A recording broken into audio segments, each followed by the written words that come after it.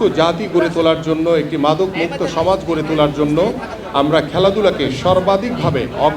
অগ্রাধিকার দিয়ে আমরা আমাদের আগামীর প্রজন্মকে এগিয়ে নিয়ে যেতে চাই। আমরা চাই যে আমাদের পারিবারিক ব্যবস্থাপনা, আমাদের সামাজিক ব্যবস্থাপনা এবং সর্বোপরি রাষ্ট্রীয় ব্যবস্থাপনায় ক্রীড়াঙ্গন হবে একটি অন্যতম মাধ্যম, যে মাধ্যমে আমরা আমাদের এই সমাজ ব্যবস্থায় গুণগত পরিবর্তন আনতে পারবো বলে ইনশাআল্লাহ আমরা বিশ্বাস করি। প্রিয় উপস্থিতি, আজকের এই মোহামেডান ক্লাবের এখানে দীর্ঘদিন ধরে আমরা দেখেছি যে রাজনৈতিক বৈষম্যের কারণে এই ক্লাবগুলো অনেকাংশেই অনেকভাবে পিছিয়ে ছিল। আমরা সকল রাজনৈতিক বৈষম্য দূর করে আমরা সকলেই